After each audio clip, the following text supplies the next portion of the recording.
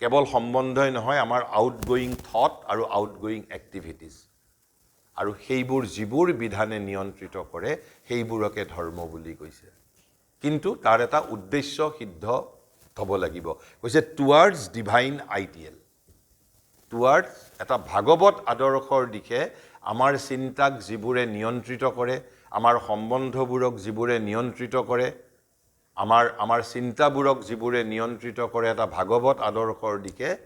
আমি সেইটোকহে ভাৰতবৰ্ষই গীতাৰ এই তালুকত ধৰ্ম বুলি কৈছে আৰু তাৰ উদ্দেশ্য কি উদ্দেশ্য দুটা ব্যক্তিগতভাৱে ব্যক্তিৰ গ্ৰোথ আৰু সমষ্টিগতভাৱে সমগ্ৰ মানৱ জাতিৰ গ্ৰোথ কেৱল মাত্ৰ অকল ব্যক্তিগত গ্ৰোথৰ ওপৰতেই গীতাই গুৰুত্ব প্ৰদান কৰা নাই ব্যক্তিগত গ্ৰোথ আৰু সমষ্টিগত গ্ৰোথ কিন্তু এই গোটেই কথাখিনিৰ মাজত দুই তিনিটা কথা তাৰ ইয়াৰ বাহিৰেও যে দুই তিনিটা কথা এই বুনিয়াদী কথা আছে আৰু সেই বুনিয়াদী কথাকেইটা হ'ল কিয় কৰিব খুজিছে আমাৰ মাজত ভাগৱত প্ৰকৃতি কিয় বিকশিত হ'ব লাগে কিয় আমাক ল অফ ইনাৰ ৱৰ্কিংছ লাগে কিয় ভাগৱত আদৰ্শৰ দিশে আমাৰ চিন্তা আমাৰ কৰ্ম আমাৰ সম্বন্ধবোৰ পৰিচালিত বা নিয়ন্ত্ৰিত হ'ব লাগে তাৰ কাৰণ দুটা বুলি কৈছে যে গীতাৰ যে শ্ৰী কি কয় যে মদ ভাগৱত গীতাই যিটো কথা কৈছে কি কৈছে ভগৱত সংকল্প আৰু প্ৰজ্ঞা ডিভাইন উইজডম আৰু উইল এই ডিভাইন উইজডম আৰু উইলে মানুহৰ আধ্যাত্মিক বিৱৰ্তন সিদ্ধ কৰিব বিচাৰিছে এইটো ভগৱানৰ ইচ্ছা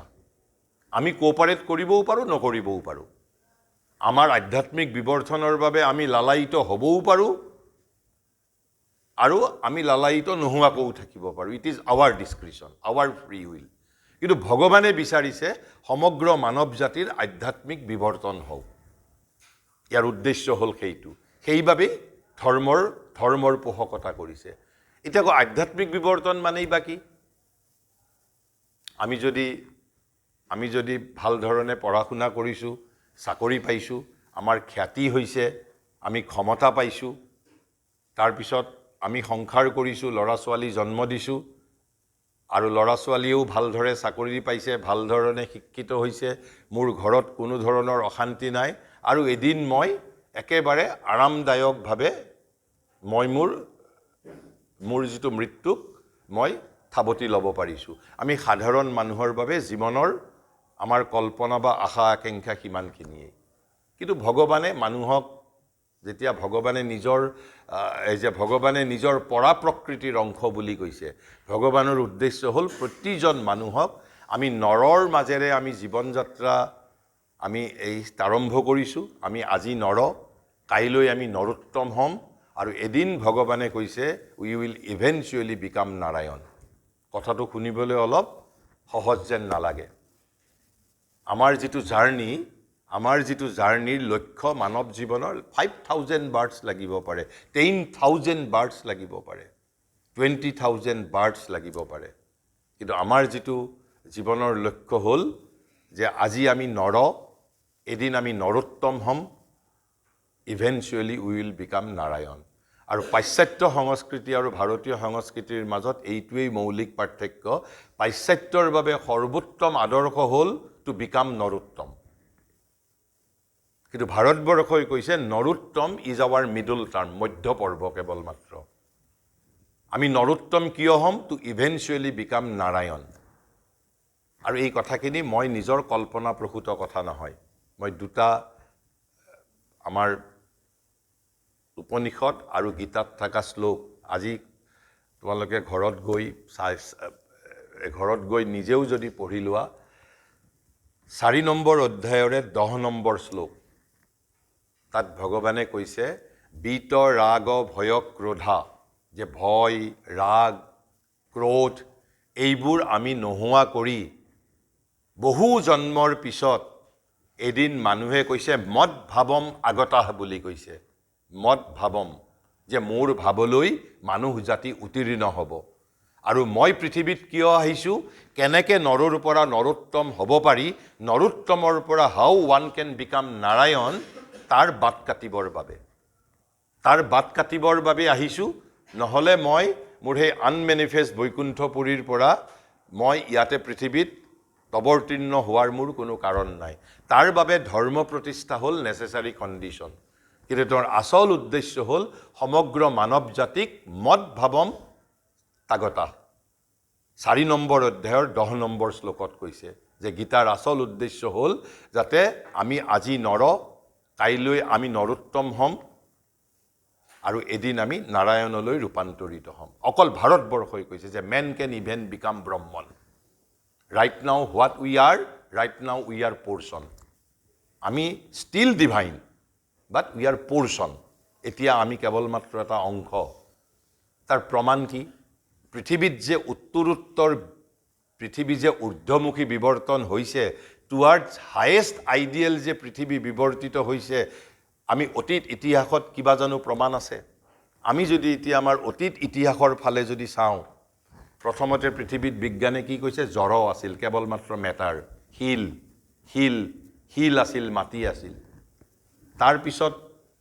পৃথিৱীত কি বিৱৰ্তিত হ'ল উদ্ভিদ আৰু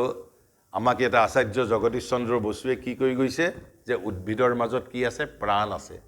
তাৰ মানে জড়ৰ পিছত প্ৰাণ ইয়াত বিকশিত হৈছিল প্ৰাণ বিৱৰ্তন হৈছিল তাৰ মানে এটা হায়াৰ তত্ত্ব প্ৰাণৰ পিছত কি আহিল প্ৰাণৰ পিছত আহিল প্ৰাণী জগত মানে কি স্পন্দন আহিল ভাইব্ৰেশ্যন আহিল অৰ্থাৎ মুভমেণ্ট আহিল অৰ্থাৎ এদিন আছিল জড় তাৰমানে জড় আছিল কি আনকনচিয়াছ তাৰ মাজত চেতনা সংবৃত হৈ আছিল উদ্ভিদৰ মাজত আহি আসন্ন চেতন হ'ল কনচিল তাৰ মাজত চেতনাটো প্ৰাণো এটা চেতনাৰে অংশ তাৰ পিছত প্ৰাণীৰ মাজত কি আহিল ভাইব্ৰেশ্যন আৰু তাৰ পিছত মানুহৰ মাজত আহিল কি ভাইব্ৰেশ্যনৰ পিছত মন আহিল মন মানে কি চেতনা কনচিয়াছনেছ তেনেহ'লে যদি আমি অচেতন জড়ৰ পৰা চেতনালৈ যিটো অভিযাত্ৰা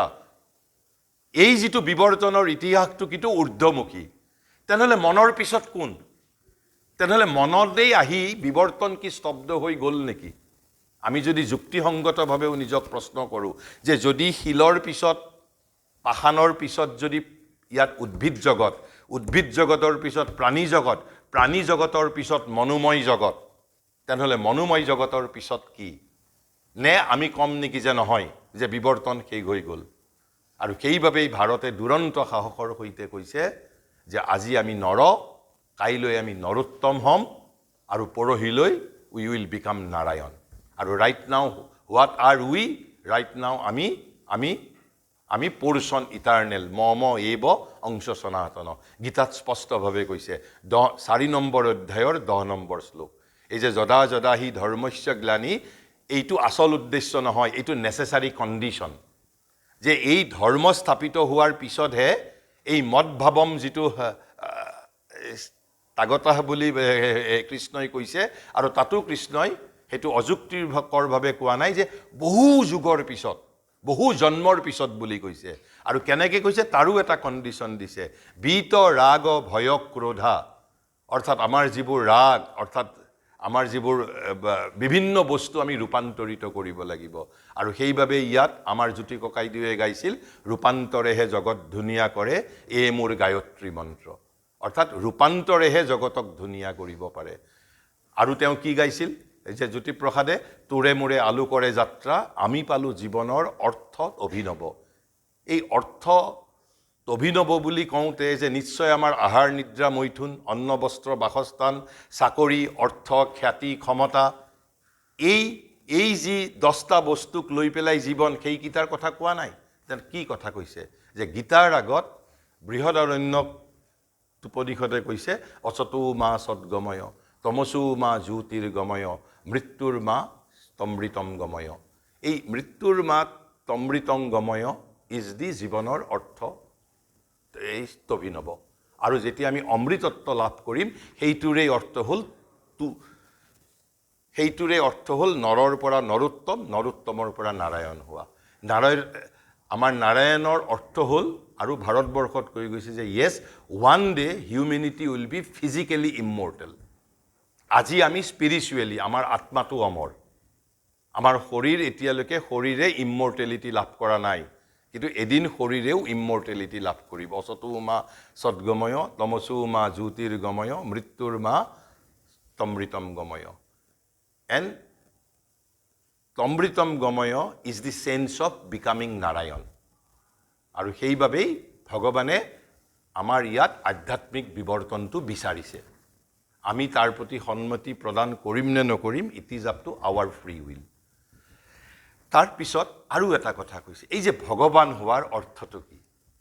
ভগৱান হোৱাৰ অৰ্থটো কি এই যে গীতাৰ তিনিটা আমি যি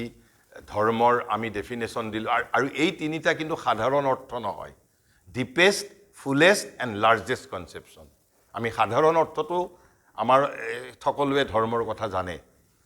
আৰু এটা উদ্দেশ্য কৈছে এই যে মানুহ আমি ক'লোঁ যে মানুহ আজি আমি নৰ কাইলৈ নৰোত্তম হ'ম আৰু এদিন আমি নাৰায়ণ হ'ম আমি হ'ম মানে কোন আচলতে ভগৱানে নিজেই ওৱান ইজ বিকামিং মেনি এই যদি জগত যদি আমি চাওঁ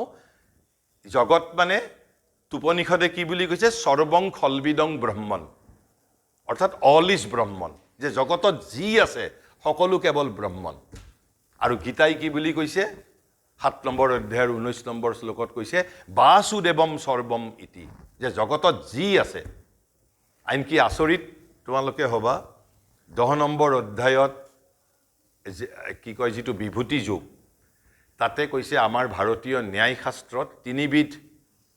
আমাৰ পন্থা আছে ন্যায়ৰ অৰ্থাৎ তৰ্ক বুদ্ধিৰ বা তৰ্কৰ তিনিটা ধৰণ ভাৰতীয় ন্যায় শাস্ত্ৰই কৈছে এবিধক কৈছে বাদ বুলি এবিধক কৈছে জল্প বুলি আৰু এবিধক কৈছে বিতণ্ডা বুলি মই সেইবোৰ এতিয়া ব্যাখ্যা নকৰোঁ কিন্তু কৃষ্ণই 10 নম্বৰ অধ্যায়ৰ 24 নম্বৰ শ্লোকত কৈছে আই এম নট জল্প আই এম নট বিতণ্ডা কৈছে বাদ প্ৰবাদতাম অহম যে মই তৰ্কশাস্ত্ৰৰ ভিতৰত আই এম বাদ kind of debate I am not জল্প আই এম নট এই তিনিবিধৰ ভিতৰত তেওঁ নিজক কেৱল মাত্ৰ বাদ কাইণ্ড অফ তৰ্ক বুদ্ধি বুলি কৈছে আৰু এই বাদ জল্প বিতণ্ডা তোমালোকে গৈ যদি এনি ডিক্সনাৰীটো চোৱা তাতে পাবা অৰ্থ কিন্তু মই এইটো অৰ্থ কৈছোঁ যে যেতিয়া মানুহ নাৰায়ণ হোৱাৰ অৰ্থ আসল নাৰায়ণজনেই ওৱান ইজ বিকামিং মেনি অৰ্থাৎ বহুৰ মাজত নিজক আত্মপ্ৰকটিত কৰিব বিচাৰিছে যে জগতখনো সৰগ হ'ব লাগিব ইয়াৰ গছ লতা মানুহ পৰ্বত পাহাৰ সকলো একেবাৰে স্বৰ্গত যেনেকুৱা আছে তেনেকুৱা লাগিব হ'ব ওৱান ইজ বিকামিং মেনি কাৰণ জগত যেতিয়া তেওঁ আনমেনিফেষ্ট যিখন জগত অৰ্থাৎ ট্ৰেন্সেণ্ডেণ্টেল যিখন প্লেন তাতে ভগৱান আনমেনিফেষ্ট হৈ আছে ওৱান আৰু জগত মানে হ'ল বহু ওৱান ইজ বিকামিং মেনি গতিকে ভগৱানে নিজক মেনি কৰিব কেনেকৈ খুজিছে আমাৰ এই যে মানুহৰ নানা সম্বন্ধৰ মাজেৰে মানুহৰ চিন্তাৰ মাজেৰে মানুহৰ কৰ্মৰ মাজেৰে আৰু সেইবাবে মানুহে নিজৰ মাজত সেইবাবে ভগৱত প্ৰজ্ঞা আৰু সংকল্পই মানুহৰ মাজত ভাগৱত প্ৰকৃতি বিকশিত কৰিব বিচাৰিছে আচল তেওঁ নিজেই নিজক জগতত প্ৰকটিত কৰিব খুজিছে এটা অন্তৰ্জগতত এটা বাহ্য জগতত আৰু সেইবাবেই এই যিটো ফাণ্ডামেণ্টেল কথা যে কিহৰ বাবে কৰিব খুজিছে যে এই ডিভাইন প্ৰিন্সিপল ৱৰ্কিং আউট ইটছেল্ফ নিজেই নিজক প্ৰকটিত কৰিব বিচাৰিছে in forms and lodge of action এই জগত যিটো নাম ৰূপৰ জগত আৰু আমাৰ ইনাৰ এণ্ড আউটাৰ লাইফ আমাৰ আন্তৰ্জগতত এজ ৱেল এজ আমাৰ বহিৰ্জগতত আৰু সেইবাবেই আমাৰ মাজত ভাগৱত প্ৰকৃতি বিকশিত হ'ব লাগে আৰু সেইবাবেই আমাৰ বহিৰ্মুখী কৰ্ম আমাৰ বহিৰ্মুখী চিন্তা আৰু আমাৰ যিবোৰ মানুহে পৰস্পৰৰ সৈতে কৰা যিবোৰ সম্বন্ধ এই সম্বন্ধবোৰ যাতে ভাগৱত আদৰ্শৰ দিৰে বিকশিত হ'ব পাৰে তাৰ বাবে এইবোৰক নিয়ন্ত্ৰিত কৰিব বিচাৰিছে কিছুমান বিধি বা কিছুমান লৰ দ্বাৰা আৰু সেইবোৰকেই ভাৰতবৰ্ষই ধৰ্ম বুলি কৈছে মই এইখিনি কালিৰ কথাই আজি আকৌ এবাৰ কৈ ল'লোঁ কিন্তু এতিয়া মই আজি তেনেহ'লে অধৰ্ম কি তেতিয়াহ'লে আমি ধৰ্ম বুলি আমি পালোঁ তেনেহ'লে অধৰ্ম কি আজি আমি যিটো স্থধৰ্মৰ কনচেপ্ট আমি সেইটো আলোচনা কৰিম কিন্তু তাৰ আগত আন এটা কথা আলোচনা কৰি ল'ম কোৱা হয় যে ধৰ্মৰ যিবোৰ নীতিবোৰ ইটাৰনেল বুলি কয় কিছুমানে ইটাৰনেল বুলি কয় শাশ্বত সনাতন যে তাৰ পৰিৱৰ্তন নহয় যে আজিৰ পৰা 5000 বছৰ আগত যি আছিল অৰ্থাৎ আমাৰ যিটো ল অফ ইনাৰ ৱৰ্কিংছ আৰু গভৰ্ণমেণ্ট অফ আৱাৰ সম্বন্ধ কয় যে এইবোৰ ৰূপ যে ধৰ্ম অপৰিৱৰ্তনীয় বুলি কয় কৈছে যে the fundamental principle of the dharma কি যে dharma is generally said to be eternal and unchanging এইটো সাধাৰণভাৱে কোৱা হয় যে ধৰ্ম অপৰিৱৰ্তনীয় কিন্তু মই যিজনৰ শিক্ষাৰে শিক্ষিত হৈছোঁ শ্ৰী তৰবিন্দই কৈছে যে হয় যে this is only in the fundamental principle in the ideal only আদৰ্শ ক্ষেত্ৰতহে এই কথাটো সত্য যে ধৰ্ম অপৰিৱৰ্তনীয় কিন্তু কৈছে ৰূপৰ ক্ষেত্ৰত কৈছে ধৰ্ম সদায় পৰিৱৰ্তনশীল কিয় পৰিৱৰ্তনশীল ধৰি ল'লোঁ এটা ভাগৱত প্ৰকৃতি কৃতজ্ঞতা মই ধৰি ল'লোঁ যে আমাৰ মাজত কৃতজ্ঞতাৰ যিটো বোধ সেইটো জাগ্ৰত কৰিব লাগে আজিৰ পৰা 5000 বছৰ আগত যি ধৰণে জাগ্ৰত কৰিছিল আজি হয়তো তাৰ ৰূপটো বেলেগ ল'ব লাগিব কাৰণ যেহেতু এতিয়াও মানুহে কৃতজ্ঞতা বস্তুটো হাসিল কৰিব পৰা নাই আৰু কৃতজ্ঞতা এনে এটা গুণ মই কৈছোঁ যে যিটো গুণে আমাক মহাজীৱনৰ তোৰণদাৰ মই সেইবোৰ নকওঁ এতিয়া এই যে আমাৰ যিবোৰ জেনাৰচিটি আমাৰ গ্ৰেটিটিউড আমাৰ সিনচিয়াৰিটি তাৰপিছত কাৰেজ এই যিবোৰ ভাগৱত প্ৰকৃতি আমাৰ ভিতৰত আছে এই ভাগৱত প্ৰকৃতিবোৰ বিকশিত কৰাৰ অৰ্থ হ'ল কিছুমান গুণ বিকশিত কৰা আৰু সেই গুণবোৰ বিকশিত কৰিবৰ বাবে আচলতে আমি এই সম্বন্ধবোৰৰ মাজেৰে এই যে আমি এতিয়া মই এটা সাধাৰণ দিছোঁ উদাহৰণ আমি প্ৰত্যেকে আজি যেতিয়া তোমালোকে চাকৰি পাবা চাকৰিত যেতিয়া প্ৰথম দিনা দৰমহাটো পাবা আমি গৈ মা বা দেউতাৰ কাৰণে কিবা এটা উপহাৰ কিনি লৈ যাম তাৰ উদ্দেশ্যটো কি it is nothing but sense of your gratitude কিন্তু সেইটো জানিবা আমাৰ সাধাৰণ জীৱনত কিন্তু ধৰ্মই এই গ্ৰেটিটিউড সেন্স অফ এই যিটো গ্ৰেটিটিউডটোৱে এক্সেলাৰেট কৰিব খোজে তাৰ বাবে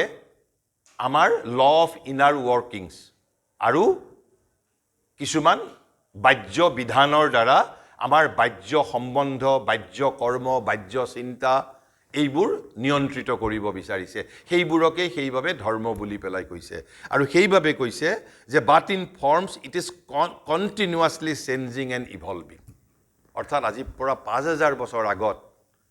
ধৰ্মৰ যিটো বোধ আছিল বা সেই সময়ৰ বাবে গ্ৰেটিটিউডৰ যিমান প্ৰয়োজনীয়তা আছিল আজি হয়তো তাতকৈ পৃথক আৰু তাতকৈ বেছি গতিকে ৰূপৰ ক্ষেত্ৰত এই যে কৃতজ্ঞতাটো সেই আমি কৃতজ্ঞতা বোধটো বিকশিত কৰিব লাগিব সেইটো অপৰিৱৰ্তনীয় কিন্তু কৃতজ্ঞতাটো কেনেকৈ বিকশিত কৰিম কিমান পৰিমাণে বিকশিত কৰিম কি ধৰণে বিকশিত কৰিম কেনে ধৰণৰ সম্বন্ধৰ মাজেৰে কৰিম আমি এই যে কাৰোবাক কোনোবাই আমাক কিবা এটা কৰি দিয়াৰ পিছত আমি থেংক ইউ দিওঁ থেংক ইউৰে আমি ধন্যবাদটো একেবাৰে তলৰ স্তৰৰ বস্তু ধন্যবাদৰ পৰা গ্ৰেটিটিউড লৈ আমি ৰূপান্তৰিত আমি নিজক কৰিব পাৰিব লাগিব এটা গ্ৰেটিটিউড কেনেকুৱা ধৰণৰ মই কওঁ যে মই কিয় কৈছোঁ যে মহাজীৱনৰ তোৰণদাৰ যদি মই কোনো ধৰ্ম পালন নকৰোঁ কোনো মই স্পিৰিচুৱেলিটি পালন নকৰোঁ কেৱল মাত্ৰ জীৱনত এই গুণটো যদি বিকশিত কৰিব পাৰোঁ I can be a great man মোক একেবাৰে অনেষ্টি সহকাৰে আমি ইয়াতে কি পোৱা নাই আমাক চৰকাৰে কি ৰাইট দিয়া নাই চৰকাৰে আমাক কি দিয়া নাই দেশে মোক কি দিব পৰা নাই পৰিয়ালে মোক কি দিব পৰা নাই আমি তাৰ কাৰণে বিদ্ৰোহ কৰোঁ ঠিক আছে আমি তাৰ বাবে বিদ্ৰোহ কৰিব লাগিব কিন্তু মই তোমালোক 3-4টা কথা কওঁ আমি কল্পনা কৰিব নোৱাৰিম আমি আজি যিখন দেশত আমি আছোঁ এইখন এখন স্বাধীন দেশ এই স্বাধীন দেশখন কিন্তু ব্ৰিটিছে আমাক চাহৰ প্লেটৰ লগত আমাক বিস্কুট হিচাপে দি দিয়া নাই 200 বছৰ সংগ্ৰাম কৰিছে ভাৰতবৰ্ষই মই বেলেগ কথা নকওঁ পুনাৰ এগৰাকী মাকৰ 3জন সন্তান অল 3 ব্ৰিটিছে ফাঁসী কাঠত তোলমাইছিল 3গৰাকী সন্তানক এজন দুজন সন্তান নহয় আজিও তোমালোকে নেটত গৈ যদি চোৱা সাপেকাৰ ব্ৰাদাৰ্স আমি জীৱনত কোনোবা দিনা 1 ছেকেণ্ডৰ বাবে এই যে 15 আগষ্ট আহিলে আমাৰ বহুতে মিডিয়াত পোষ্ট দিয়ে ছ'চিয়েল মিডিয়াত স্বাধীনতাই মোক কি দিলে মই কি দিছোঁ দেশক এই যে সেই মাতৃগৰাকীয়ে 3জন সন্তান এজন দুজন নহয় আমি ইয়াতে এজন জুবিন গাৰ্গৰ মৃত্যু আমি টলাৰেট কৰিব পৰা নাই কিন্তু এই সাপেকাৰ ব্ৰাদাৰ্ছ 3জন সন্তান কি গৰজ পৰিছিল যে এই যে 2025 চনত মোৰ দেশত এহাল যুৱক যুৱতী আহিব আৰু 15 আগষ্টত হিচাপ ল'ব যে মোক স্বাধীনতাই কি দিলে আমাৰ ইয়াত এজনী 12 বছৰীয়া অসমীয়া ছোৱালী তিলেশ্বৰী বৰুৱা তোমালোকে নাম শুনিছান নাই নাজানো শহীদ হৈছিল কনকলতা বৰুৱাৰ কথা বাৰু সকলোৱে জানে তিলেশ্বৰী বৰুৱাতকৈও এজনী সৰু উৰিয়া ল'ৰা এজন ব্ৰিটিছৰ গুলিত নিহত হৈছিল মই বাৰু ভগত সিঙৰ কথা খুদিৰাম বোসৰ কথা যিবোৰ জানে সকলোৱে ঠিক আছে এইটো বাৰু দেশৰ কথা মই ক'লো আজি আমাৰ ইয়াতে প্ৰত্যেকৰে সামাজিক বেকগ্ৰাউণ্ড বেলেগ বেলেগ আমাৰ আৰ্থিক বেকগ্ৰাউণ্ড বেলেগ বেলেগ আমাৰ শিক্ষাগত তৰহতা বেলেগ বেলেগ কিন্তু কিছুমান কথাত কিন্তু আমি প্ৰত্যেকেই ধনী আমাৰ দুটা চকু দিছে ভগৱানে আমাক দৃষ্টিশক্তি দিছে এটা সুস্থ শৰীৰ দিছে পৃথিৱীত বহু দিব্যাংগৰ জন্ম হৈছে তাহাততকৈ তাৰমানে আমি কিমান ধনী তাৰ বাবে আমি জীৱনত কেই ছেকেণ্ড আমি গ্ৰেটফুলনেছ আমি প্ৰকাশ কৰিছোঁ কাৰোবাৰ প্ৰতি এই যে মোক যে এটা সুস্থ শৰীৰ দিছে দুটা চকু দিছে দুখন কাণ দিছে শুনিবৰ বাবে আমি যদি এখন ডিপ এণ্ড ডাম স্কুলৰ সন্মুখত তাৰে যেতিয়া 500 ছাত্ৰ ছাত্ৰীৰ আগত গৈ বা এখন অন্ধ স্কুলৰ আগত গৈ পেলাই আমি দাবী কৰিব পাৰিম নে কিবা যে তাহাততকৈ আমি কিমান ধনী আৰু আমি যদি কৃতজ্ঞতা প্ৰকাশ কৰা নাই তেনেহ'লে আমি কৃতজ্ঞ যে কৃতজ্ঞ মানুহে ভগৱানৰ বৰ পোৱাৰ বাবে উপযুক্ত হয় নে নহয় এজন কৃতজ্ঞ ব্যক্তি কাৰণ তুমি কাৰোবাক সহায় কৰিছা তেওঁ তোমাক কৃতজ্ঞতা জনোৱা নাই তুমি জানো তেওঁৰ উন্নতি হোৱাটো উচিত বুলি ক'বা তেনেহ'লে আমি জানো কৃতজ্ঞতা জনাইছোঁ কাৰোবাক তাৰমানে আমি কিমান কৃতজ্ঞ জাতি আমি কিমান কৃতজ্ঞ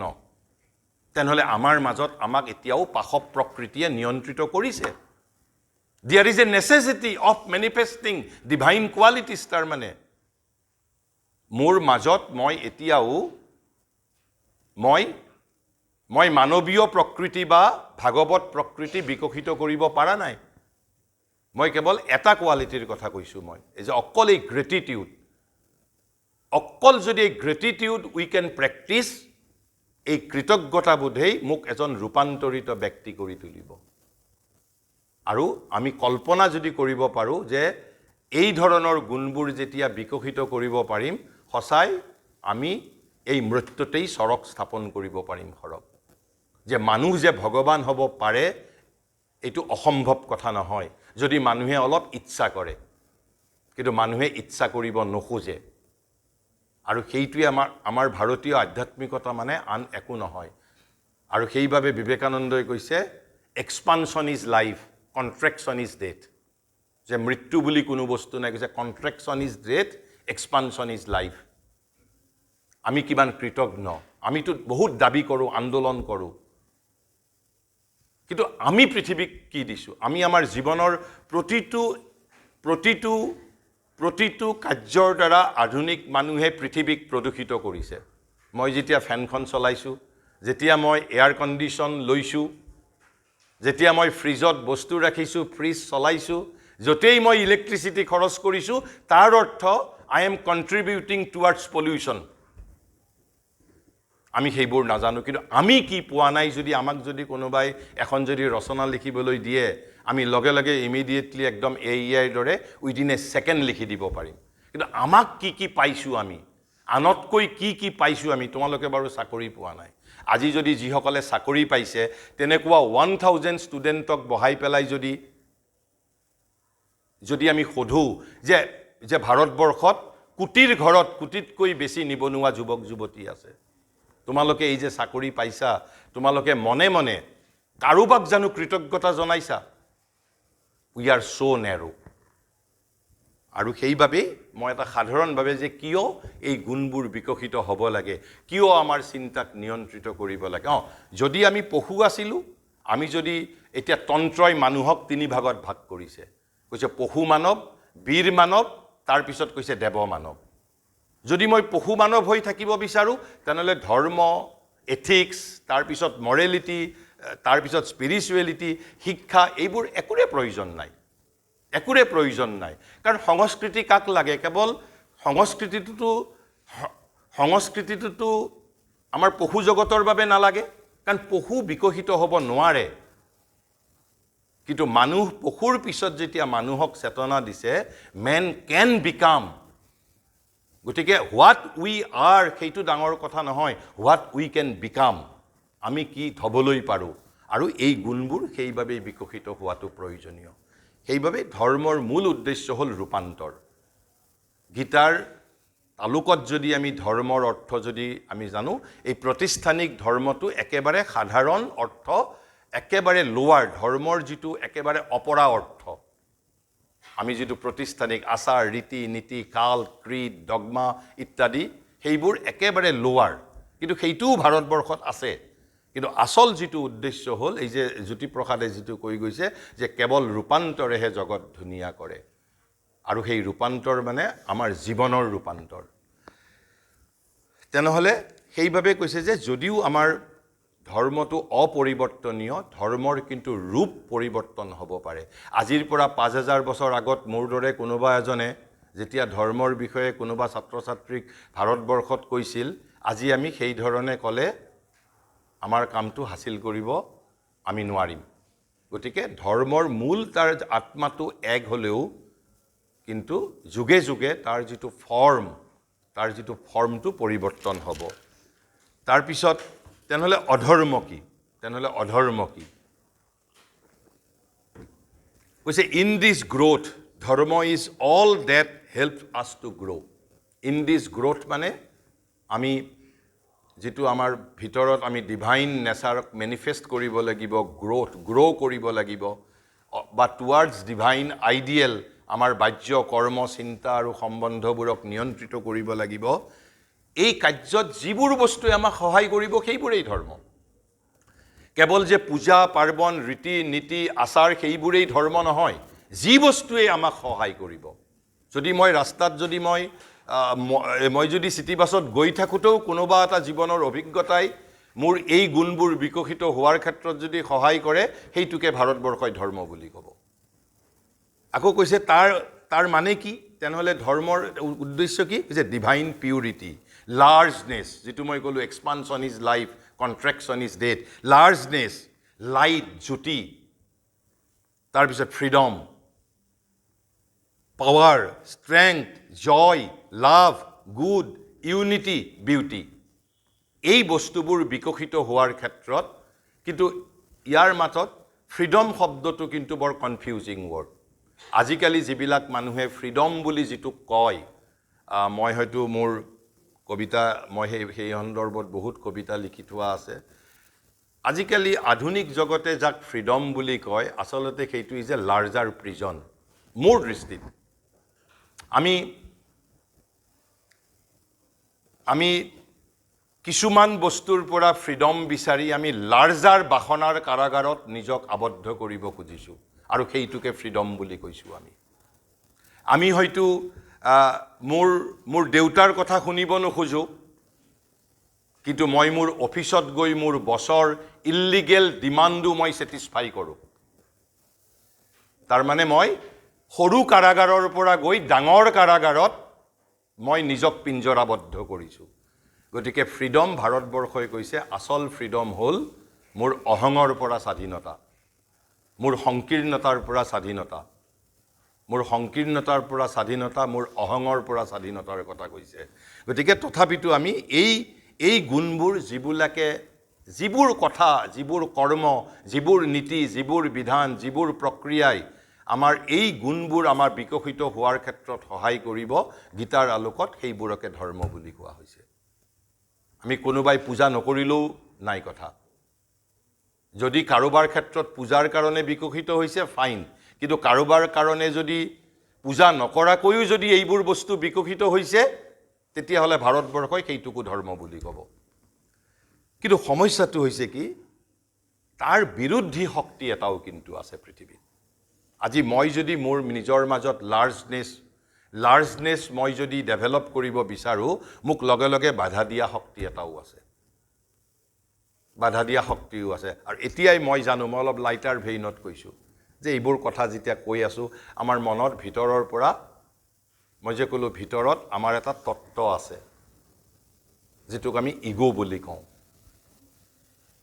ইগোৱে constantly subconsciously or consciously is instigating me don't listen to all this nonsense এইবোৰ কথা নুশুনিবা কিয় কৈ আছে তেনেকে যেতিয়াই এইবোৰ কথা শুনিম I will manifest divine purity I will become large তেতিয়া ইগো মোৰ মাজত অস্তিত্বহীনতাত ভুগিব মোৰ narrowness is the shelter of my ego আৰু সেইভাবে আমি ক'ব নোৱাৰাকৈ ভিতৰৰ পৰা কয় don't listen to all this nonsense কাৰণ এতিয়া যেতিয়া মই খং কৰো আমি যেতিয়া এই যে গীতাত যে কৈছে বিত ৰাগ ভয় ক্ৰোধ যেতিয়া কোনোবাজন মানুহে ক্ৰোধ কৰে সেই সময়খিনিত মানুহজনৰ লগত আসলতে কোনো কথাই পাতিব নালাগে কিয়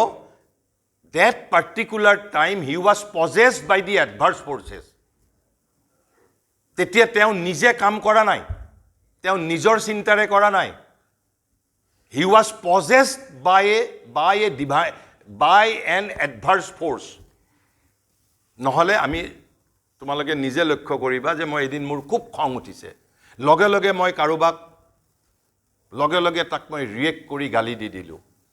আৰু তাৰ কাৰণে হয়তো মোৰ 20 বছৰীয়া সম্বন্ধ এটা নোহোৱা হৈ গল তাৰ পিছত যেতিয়া সেই এডভাৰ্স ফৰ্সটোৰ প্ৰভাৱটো কমি যায় তাৰ পিছত I started realizing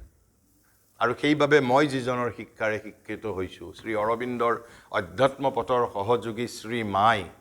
এটা প্ৰেসক্ৰিপচন দিছে you may follow it you may throw it away কৈছে never react always try to respond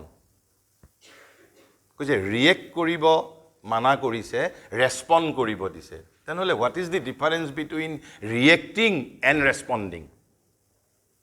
reaction হল মোক এজন মানুহে আজি আহি ইয়াতে কথা নাই বাৰ্তা নাই গালি দিছে মই যদি লগে লগে যদি তাৰ উত্তৰটো দিও it will be reaction যেটা শ্ৰী মাই কৈছে stepping back ঠিক আছে তুমি তেওঁক উত্তৰটো দিবা আজি নিদিয়ালেতো হ'ব বা তুমি 2 ঘণ্টা অলপ পলম কৰি দিয়া বা নহলে কালি আহি দিয়া তোমাক লগৰ ছোৱালীয়ে আজি কোনোবাই একেবাৰে বেয়াকে গালি দিছে ঠিক আছে মই তেওঁক আজিয়েই যে এই মুহূৰ্ততেই যে উত্তৰ দিব লাগিব তেনেকুৱাটো কোনো কথা নাই যদি মই এই মুহূৰ্ততে উত্তৰ দিও তেনেহলে মই ৰিয়েক্ট কৰিছো কেৱল মাত্ৰ I am not responding আৰু stepping back বুলি কৈছে কি যে দুখোজ পিছুৱাই আহা তুমি আৰু তুমি কাইলৈ ৰিয়েক্টটো কৰা নিজে যদি এক্সপেৰিমেন্ট কৰিছোৱা তোমালোকে দেখা পাবা দুটাৰ মাজত তাৰ যিটো আউটকামৰ মাজত বহুত পাৰ্থক্য হ'ব আৰু সেইভাবেই কৈছে এই গুণবোৰ যেতিয়া আমি বিকশিত কৰিবলৈ খোজো always there is resistance from within and outward কৈছে যে and against it stands its shadow and denial এই যিবোৰ divine purity largeness light freedom power strength joy love good unity freedom এইবোৰৰ বিৰুদ্ধে এটা ডিনাইল অস্বীকাৰ এইবোৰক অস্বীকাৰ কৰা এটা শক্তিও আমাৰ ভিতৰতে আছে আৰু সেই শক্তিবোৰে কি কৰে all that resist its growth all that has not undergone its law ধৰ্মৰ যিটো বিধানটো তেওঁলোকে নতি স্বীকাৰ কৰা নাই বা তাৰ আনুগত্য স্বীকাৰ কৰা নাই not that has not yielded up অৰ্থাৎ তাৰ নতি স্বীকাৰ কৰা নাই all that does not will to yield up আনকি নতি স্বীকাৰ কৰিবলৈ ইচ্ছাও নকৰে but presents a front of perversion and contradiction এটা বিকৃতি আৰু কি বুলি কৈছে perversion and contradiction বিৰোধ আৰু বিকৃতি always কোনোবাই যেতিয়া আমাক পৃথিৱীত মই কৈছোঁ আটাইতকৈ টান কাম ইভেন PhD ডিগ্ৰীতকৈ ৰকেট ছায়েন্সতকৈ টান কাম হ'ল টু ট্ৰেন্সফৰ্ম ওৱান ছেল্ফ নিজক পৰিৱৰ্তন কৰাৰ সময়ত পৃথিৱীত আৰু দ্বিতীয় কোনো ডাঙৰ কামেই নাই কিয় এই এডভাৰ্ছ ফ'ৰ্চ ইজ কণ্টিনিউৱাছলি ৰেজিষ্টিং আছ ফ্ৰম উইদিন আমি নাজানো সেইকাৰণে যে কিছুমান বস্তু আমাৰ ভাল লাগে যেতিয়া আমাৰ ইম্পালছক কোনোবাই এনকাৰেজ কৰিব তেতিয়া আমাৰ ভাল লাগে কিন্তু যেতিয়াই আমি কোনো বস্তু তত্ত্বগধুৰ নাই যদি মানুহে ৰকেট ছায়েন্স জানিব পাৰিছে মানুহে যদি AI যদি ইয়াত যদি ডিস্কভাৰ কৰিব পাৰিছে তেনেহ'লে স্পিৰিচুৱেল কথাবোৰো কোনো তত্ত্বগধুৰ কথা নহয় কিন্তু স্পিৰিচুৱেল কথাৰ মাজত আৰু আন কথাৰ মাজত পাৰ্থক্য এটাই মই কালি এজন শিক্ষকক কৈছিলোঁ সেইটো তোমালোকৰ বিষয়ে কৈছে এজন বেলেগ এটা ডিপাৰ্টমেণ্টৰ শিক্ষক যে আজিকালি ছাত্ৰ ছাত্ৰীক শিকোৱা খুব কঠিন কাৰণ তেওঁলোকে শিকিব নিবিচাৰে তেওঁলোকক কেৱল মাত্ৰ পৰীক্ষা পাছ কৰিবৰ বাবে যিখিনি প্ৰয়োজন কিমানখিনি শিকিব খোজে কিন্তু মই কৈছোঁ যে ঠিক আছে যে ময়ো তেনেকুৱা ছাত্ৰ ছাত্ৰী পাইছোঁ কিন্তু মই এনেকুৱা ছাত্ৰ ছাত্ৰীও পাইছোঁ মই লেকচাৰ দি উঠাৰ পিছত অলপতে মই এনেকুৱা 6টা কোৱালিটিৰ বিষয়ে ডিব্ৰুগড় বিশ্ববিদ্যালয়ত মই বক্তৃতা দিবলৈ গৈছিলোঁ তাত মই এটা হাৰমনিৰ কথা কৈছিলোঁ হাৰমনি তোমালোকতকৈ সৰু ছোৱালী অৰ্থাৎ সেইবোৰ বিটেকৰ ফাৰ্ষ্ট ছেমিষ্টাৰৰ ষ্টুডেণ্ট তেওঁলোকৰ ইণ্ডাকশ্যন কোৰ্ছত আজিকালি হিউমেন ভেলুজৰ ওপৰত কথা কোৱাটো কম্পালচৰি AICTৰ পৰা কম্পালচৰি কৰি দিছে মই এটা কিবা হাৰমনিৰ কথা কৈছিলোঁ হাৰমনি কোৱাৰ পিছত যেতিয়া মই 3 দিন দিছোঁ মই 3 দিন বক্তৃতা দিছোঁ প্ৰথম 2 দিন কিন্তু মোক ছোৱালীজনীয়ে প্ৰশ্ন সুধিব সাহস কৰিব পৰা নাই 3 দিনেই ছোৱালীজনীৰ মনত খেলি আছে কৈছে বোলে তাৰ পিছত মোক সাহস গোটাই পেলাই কৈছে ছাৰ আপুনি হাৰমনিৰ কথা কৈছে কিন্তু এইটো জানো সম্ভৱ আজিকালি ঘৰবিলাকত জানো সম্ভৱ অৰ্থাৎ আমাৰ ভাৰতবৰ্ষত বৰ্তমান পাশ্চাত্য সংস্কৃতিৰ প্ৰভাৱত হয়তো ভায়েকৰ লগত মাতবোল নাই ভায়েক ভনীয়েকৰ লগত মাতবোল নাই গিৰিয়েক ঘৈণীয়েকৰ লগত মাতবোল নাই ঘৰত কোনজন কেতিয়া সোমাইছে কাৰ কোনেও নাজানে গতিকে ছোৱালীজনীয়ে কিন্তু মই কওঁতে তাই নেচেচিটি অনুভৱ কৰিছে ফিল যে harmony is a good quality it should be develop কিন্তু তাই প্ৰেক্টিকেল এটা অসুবিধা দেখা পাইছে হয়তো তাইৰ নিজৰ ঘৰৰ যিটো এক্সপেৰিয়েন্সৰ পৰাও ক'ব পাৰে যে ইজ ইট ৰিয়েলি পচিবল মই বাৰু কি উত্তৰ দিছোঁ সেইটো এটা কথা পৃথক কথা তাৰপিছত এজনী ছোৱালীয়ে মোক সুধিছে মই জেনেৰচিটিৰ কথা কৈছিলোঁ জেনেৰচিটি মানে আমি সাধাৰণতে কি বুজোঁ দানশীলতা কিন্তু শ্ৰী মায়ে মই যিজনৰ কথাৰ পৰা কৈছিলোঁ শ্ৰী মায়ে কৈছে মই কোনোবা মন্দিৰ মছজিদত গৈ মই 1 কোটি টকাৰ দান দিছোঁ তেওঁ কৈছে আচল জেনেৰচিটি সেইটো নহয় আচল জেনেৰচিটি কি বুলি কৈছে মোৰ বান্ধৱীয়ে পৰীক্ষাত ফাৰ্ষ্ট ৰেংক কৰিছে মোৰ বান্ধৱীয়ে পৰীক্ষাত ফাৰ্ষ্ট ৰেংক কৰোঁতে আই হেভ টু বি ডিলাইটেড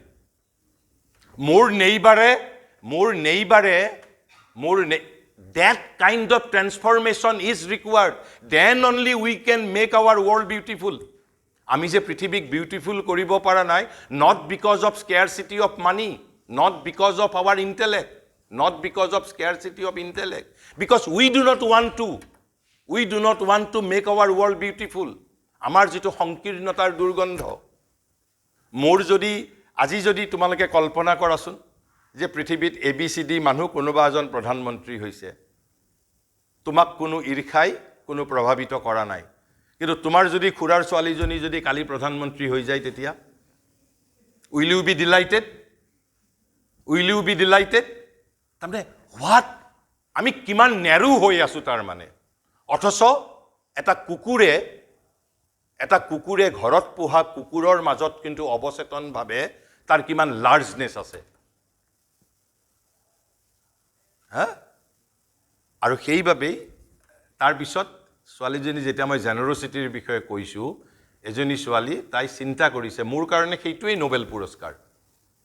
ছোৱালীজনীয়ে মোক সুধিছে বোলে ছাৰ আপুনি জেনেৰচিটিৰ বিষয়ে কৈছে তেতিয়া তাই নিজৰ দুজনী বান্ধৱীৰ কথা কৈছে যে এই বান্ধৱী দুজনীয়ে কৈছে যে মোৰ পেৰেণ্টৰ বিষয়ে বেয়াকে কয় how I can be generous for them মোক সেইটো প্ৰশ্ন সুধিছে মোক সেইটো প্ৰশ্ন সুধিছে যে হাউ আই কেন বি জেনাৰাছ আপুনি কৈছে যে আনৰ আনন্দত আই শুড বি ডিলাক্টেড বা আনৰ সফলতাত মোৰ ইয়াত বান্ধৱীয়ে কিন্তু হুৱেৰেজ আমি যদি বিশ্ববিদ্যালয়ত মৌতো কিমান কলেজ কিমান বিশ্ববিদ্যালয়ত ঘূৰিলোঁ আটাইতকৈ যদি জেলাচি যদি আটাইতকৈ বেছি যদি বৰ্তমান সময়ত প্ৰিভেলেণ্ট হৈ আছে ক'ত আমাৰ শিক্ষিত বৰ্গৰ মাজত শিক্ষিত বৰ্গৰ শিক্ষক আনকি এনেকুৱাও মই মোৰ জীৱনত পাইছোঁ এটা অনুষ্ঠানলৈ যদি এটা বিভাগৰ এজন সহকাৰী অধ্যাপকক যদি কোনোবা উদ্যোক্তাই নিমন্ত্ৰণ কৰিছে আৰু নিমন্ত্ৰণ কৰি হয়তো তেওঁক বক্তা হিচাপে নিমন্ত্ৰণ কৰিছে আৰু তাৰ পিছত সেই বিভাগৰেই হয়তো অধ্যাপকক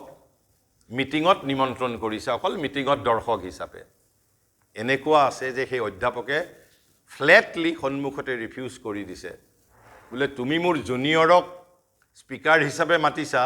আৰু সেইখন মিটিঙত মোক তুমি শুনিবৰ বাবে মাতিছা মই নাযাওঁ তেনেহ'লে আমি জেনাৰচিটি কেনেকৈ ডেভেলপ কৰিম এতিয়া কোনোবাই কাৰোবাৰ বাবে ধৰি ল'লোঁ আজি মই এটা এটুকুৰা জাগাত মই গৈ 10 কোটি টকা 20 কোটি টকা খৰচ কৰিছোঁ I may not be generous I may be selfish কিয় মই যদি 5 কোটি টকা সমাজৰ কামত খৰচ কৰি দিয়াৰ পিছতো মই কৈছোঁ মোক মানুহে ফটককৈ জেনাৰাছ বুলি কোৱাটো উচিত নহয় কিয় মই যদি সেইটো সমষ্টিত মোৰ যদি ইলেকশ্যন খেলাৰ যদি ইচ্ছা আছে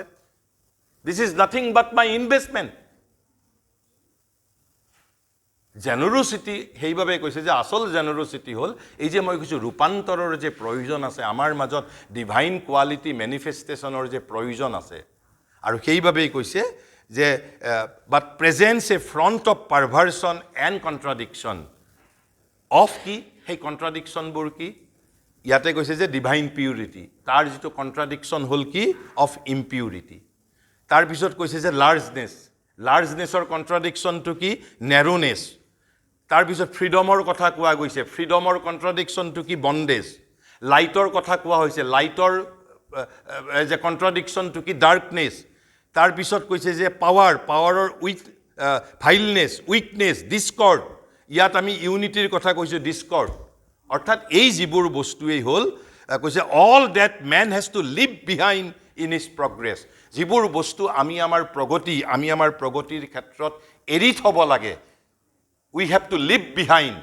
সেইবোৰ বস্তুকেই গীতাৰ আলোকত অধৰ্ম বুলি কোৱা হৈছে এই আচাৰ অনুষ্ঠান ডগমা ৰীতি নীতি কাল ক্ৰীড় পূজা পাৰ্বণ এইবোৰো একোটা বাহ্য পদ্ধতি এটা শ্ৰেণীৰ মাজত এই গুণবোৰ বিকশিত কৰাৰ বাবে তেওঁলোকৰ বাবে প্ৰয়োজনীয় হ'ব পাৰে কিন্তু সেইবোৰ কেৱল মিনছহে তাৰ আচল উদ্দেশ্যটো হ'ল যেনেকেই হওক আমি এই গুণবোৰ বিকশিত কৰিব লাগে যিবোৰে আমাক সহায় কৰিব সেইবোৰে আমাৰ বাবে ধাৰ্মিক ব্যক্তি যিজনেই মোক সহায় কৰিব তেওঁ মোৰ বাবে ধাৰ্মিক ব্যক্তি লাগিলে তেওঁ পূজা নকৰক লাগিলে তেওঁ ধৰ্মৰ কোনো এটা প্ৰতিষ্ঠানিক কথা তেওঁ জীৱনত চৰিতাৰ্থ নকৰক আকৌ যি মোক বিৰোধ কৰিব সেইটোকেই ভাৰতবৰ্ষত বা গীতাৰ এই তালুকত সেই বস্তুটোকেই যি মোক বাধা দিব এটা কৈছে যে and against it stands it shadow and denial সেইবোৰ বস্তুকে গীতাই আমাক অধৰ্ম বুলি কৈছে গতিকে ডেট হুইচ ষ্ট্ৰাইভছ উইথ ধৰ্ম ছিক্স টু অভাৰকাম দি ধৰ্ম seeks to backward and downward the reactionary forces which makes for evil ignorance darkness এইবোৰকে গীতাই অধৰ্ম বুলি কৈছে গতিকে গীতাৰ আলোকত যেতিয়া আমি ধৰ্মৰ বিষয়ে কথা পাতিম তেতিয়া আমি কেতিয়াও এই প্ৰতিষ্ঠানিক ধৰ্মৰ কথাটো গীতাই কোৱা নাই যেতিয়া ধৰ্ম সংস্থাপনাৰ ঠাইও বুলি কৈছে বহুতে ভাবিব পাৰে কি জানি যে কি কয় যে মানে বেদৰ কৰ্মকাণ্ডৰ সলনি নাম ধৰ্ম পালন এই যে নাম ধৰ্ম দিবৰ বাবে ভগৱান আহিছিল নো তেওঁ এই গুণবোৰ বিকশিত কৰিব আহিছিল আৰু এই গুণবোৰক তেওঁ ধৰ্ম বুলি কৈছে আৰু ইয়াৰ যিবোৰ বিৰোধী শক্তি সেইবোৰকে অধৰ্ম বুলি কৈছে গীতাই তেনেহ'লে এই ধৰ্ম আৰু অধৰ্মৰ যিটো সংগ্ৰামটো পাৰ্পিচুৱেল বুলি কৈছে চিৰন্তন সংগ্ৰাম আনকি আজিলৈকেও সেইটো চলি আছে ক'ত মেনিফেষ্টেশ্যন হৈছে আমাৰ ক'ত মেনিফেষ্টেশ্যন হৈছিল আৰু কৈছে এই দুটাৰ মাজত কৈছে শাশ্বতভাৱে চিৰন্তনভাৱে পাৰ্পিচুৱেল বেটেল চলি থাকে পৃথিৱীত ডাৰ্কনেছ আৰু লাইট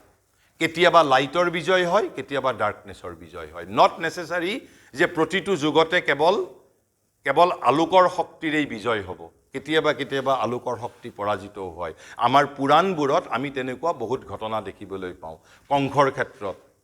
কংসৰ ক্ষেত্ৰত বা ৰাৱণৰ ক্ষেত্ৰত, হিৰণ্যকশিপুৰ ক্ষেত্ৰত তেতিয়া এই ধৰ্মৰ শক্তিবোৰ পৰাজিত হৈছিল। তেতিয়াই ভগৱানে আহি তেওঁলোকক বিনাশ কৰাৰ প্ৰয়োজন হৈছিল। নট নেচেচাৰী যে সদায় ধৰ্মৰেই বিজয় হ'ব তেনেকুৱা নহয়। কেতিয়াবা আমাৰ ইয়াতে যিটো তাৰ এণ্টি ফ'ৰ্চ, এডভাৰ্ছ ফ'ৰ্চৰো বিজয় হ'ব পাৰে। আৰু এই কথাটোৱে বৈদিক যিটো ইমেজত কি বুলি দেখাইছে, struggle between two forces in the Vedic image, the sons of the light and the undivided infinity. অৰ্থাৎ মই যদি অসমীয়াত যদি কওঁ বেদত ই দেৱাসুৰ, দেৱ আৰু অসুৰ, এই যে দেৱতা আৰু অসুৰৰ মাজৰ এই প্ৰতীকৰ মাজেৰে এই ধৰ্ম আৰু অধৰ্ম অৰ্থাৎ জ্যোতি আৰু অন্ধকাৰ, এই যিটো পাৰ্পিচুৱেল বেটেলক আমাৰ বেদত বুজাবৰ বাবে দেৱাসুৰৰ প্ৰতীক ব্যৱহাৰ কৰিছে। তাৰপিছত অকল আমাৰ ইয়াতেই নহয়, কৈছে জোৰেষ্ট্ৰিয়ান ধৰ্মত এইটো কৈছে অহুৰ মজদা আৰু অহৰিমান বুলি কৈছে। অহুৰ মজদা আৰু এই তহৰিমান বুলি কৈছে। আৰু ইয়েই পৰৱৰ্তী ধৰ্মসমূহত মানৱ জীৱন তথা মানৱাত্মাক অধিকাৰ কৰাৰ বাবে ঈশ্বৰ তথা তেওঁৰ দ্বাৰা প্ৰেৰিত দূত আৰু শয়তান বা ইবলিছ তথা তেওঁৰ দৈত্যবোৰৰ সংগ্ৰাম ৰূপে বৰ্ণিত হৈছে। অৰ্থাৎ যুগে যুগে কেৱল ভাৰতবৰ্ষতেই নহয়, পৃথিৱীৰ বিভিন্ন দেশৰ শাস্ত্ৰত এই যিটো ফ'ৰ্চেছ অফ ডাৰ্কনেছ আৰু ফ'ৰ্চেছ অফ লাইট, এই দুটাক বুজাবৰ বাবে বিভিন্ন সাধুকথা, বিভিন্ন শাস্ত্ৰত বিভিন্ন ধৰণৰ প্ৰতীক ব্যৱহাৰ কৰিছে। আনকি সিদিনাখনলৈকে আমাৰ ভাৰতবৰ্ষত যিমান, আনকি ৰামায়ণ আৰু যদি মহাভাৰততো যদি আমি চাওঁ, এই forces of darkness, battle between forces of darkness and the forces of light. আনকি আমাৰ সিদিনালৈকে বলিউডৰ আমাৰ যিমান ভাৰতবৰ্ষত চিনেমা আছিল, এতিয়া যেনিবা দেৱাসুৰ বুলি নকৈ আমি ভিলেইন আৰু থিৰু বুলি কৈছোঁ। নায়ক আৰু কি কয় যে খলনায়কৰ যিটো চৰিত্ৰ আমাৰ এতিয়াও কিন্তু ভাৰতবৰ্ষত ডমিনেণ্ট যিটো আমাৰ কাহিনীবিলাকত, এতিয়া একেবাৰে আধুনিক যুগত অলপ বেলেগ হৈছে, কিন্তু সিদিনালৈকে আমাৰ যিমানবোৰ গোটেই সমগ্ৰ দক্ষিণত হওক বা একেবাৰে আমাৰ য'তেই হওক আমাৰ হিন্দী চিনেমাটো এই যিটো বেদৰ যিটো প্ৰতীক দেৱাসুৰৰ সংগ্ৰাম, সেইটোৱেই নায়ক আৰু খলনায়কৰ সংগ্ৰাম ৰূপে ইভিন আধুনিক যুগতো বৰ্ণিত হৈছে। With this, I am concluding today's lecture. Thank you.